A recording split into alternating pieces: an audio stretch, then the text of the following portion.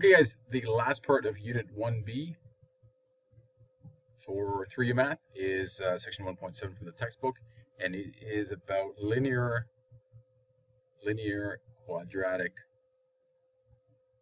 systems of equations. So, systems of equations. Okay, and that means I have a line that says linear.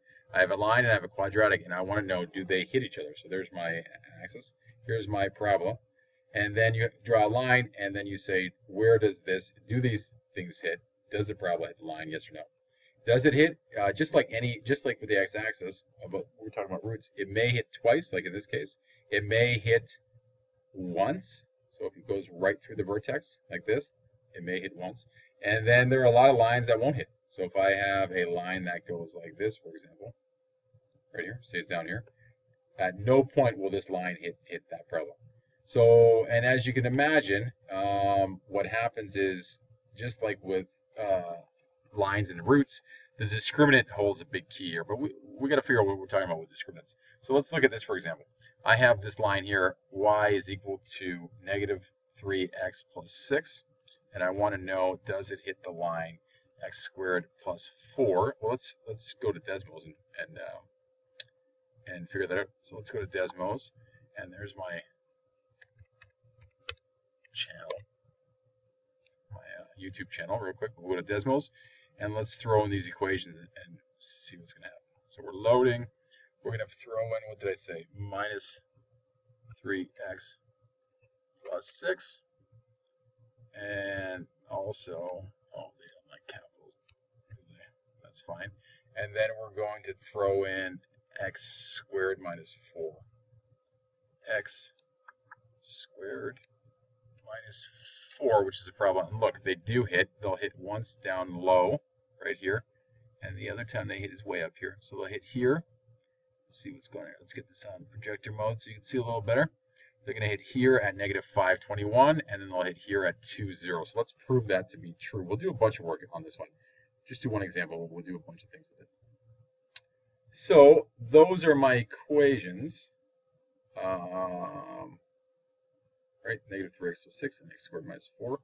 So back over here, let's figure out if they hit and see if they hit. When they do hit, okay, so I have y equals this and y equals that. Well, the y value is going to be equal in both these cases. So what you do is you set these equal to each other. So I have x squared plus 4 is equal to minus 3x plus 6. So when they are equal, they'll hit each other. Okay, and let's find out when they're equal. So what we're going to do is we're going to rearrange this so it looks like a quadratic, and then we'll use the quadratic formula. First the discriminant, then the quadratic formula to figure out A, if there are any points of intersection, and B, what those intersection points are. So I bring this 3x over, making it positive. I bring this 6 over, so it's minus 6 now. So now I have minus 2 is equal to 0. So that's my equation. I've turned this into, I've kind of turned everything around, and I've made an equation and a line into one simple equation right here. Now what I want to do here is I want to figure out, are there any points of intersection? And what you do is you look at this new quadratic and you check out the discriminant here. So b squared minus 4ac. A is 1, B is 3, C is negative 2. So let's figure out what b squared minus 4ac is.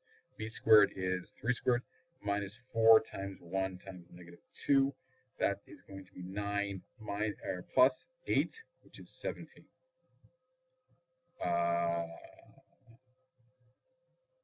Good. And I'm looking at all this, and there's a mistake here. Sorry, guys. This was x squared. Let's go through this again. This is x squared minus 4. So, and that was just a little mistake I had here. So that's minus 4. Let's go back to this and make this minus 4. So now I have minus 4 minus 6. That's going to be minus 10. Okay. And then this will make this minus 10. Let's just change all this here. And that gets us 9 plus 40, which is 49. Something was fishy, I could tell. 17 is not a good number. So there's 49. Anyway, the discriminant here, so all I did, guys, I wrote down the wrong equation from Desmos. X squared minus 4. So I set this equal. I bring this 6 over. That's minus 10. Then my B now is, my C now is minus 10. So now I have this. And my discriminant is 49, which means that I'm going to have 2 points of intersection. It's greater than 0. So there are 2 points of intersection. I can go even further. I can keep this here, and I'm just going to erase all this. But I know that that's 49. That's going to help in a second because now I'm going to use the quadratic formula to figure out what my points of intersection are. And you may be able to factor stuff. You may say to yourself, oh, I don't know two numbers that multiply to -10 and add to 3. And maybe you do, but let's pretend we can't figure this out, or we're too tired and we just want to use our quadratic formula. Well, my quadratic formula, I had 49 here. This was 49 if you remember. So my quadratic formula is minus b plus or minus the discriminant, and I've already worked out that is 49. I want the root of 49. All over 2 times a, which is 2 times 1. So now let's go back and let's put b right in here too. Might as well put my b value right in here also. So my b was 3. So this is minus 3. So now root of 49 is a nice whole number at 7. So we have this plus and minus 7 over 2. So my two answers are then going to be 3 plus 7, or minus 3 plus 7. So minus 3 plus 7 over 2.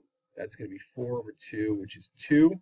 On this side, I have minus 3 minus 7 over 2, which is then minus 3 minus 7 over 2, which is minus 10 over 2, which is -5. Go back to Desmos. Let's see if those are right. Okay. I had minus 5, and I had 2 as my points of intersection. Okay, but now how am I going to get this 21, and how am I going to get this 0?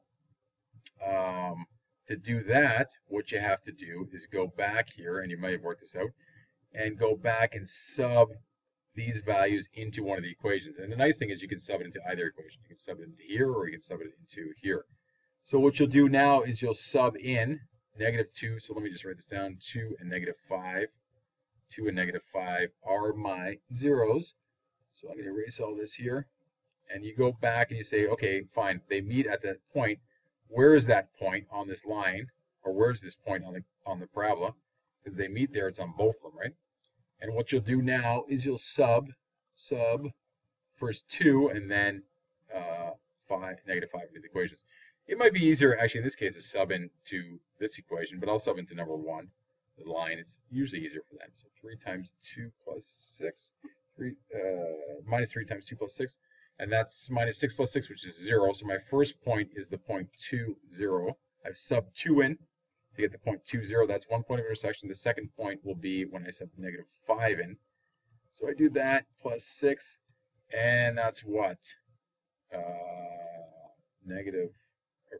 Plus 15 plus 6, which is 21. So my second point is the point -5, 21.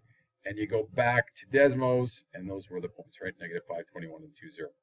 Okay, so go ahead and go back there. Sorry for the little mistake there about A's and B's, but go ahead and you can play around with that, and that'll tell you how to find the 2 points of intersection. You can first of all figure out if there is a point of intersection. First you set them equal, then you rearrange so it looks like a parabola. Then you get the discriminant. Find the discriminant of your new parabola. Is it greater than 0? Yes, there'll be 2 points of intersection. Is it greater than 0? You get 2 points. Is it equal to 0? You get 1 point. Is it less than 0? There's no intersection. And then after that, if you're asked to find out what the point of intersection is, you find out what your two x values for the point of intersection are, and then you sub each of them into one of the equations, this one or this one, to figure out what the actual points are. Okay, so hope that made sense, and that's it for the whole unit. Unit test is coming up next.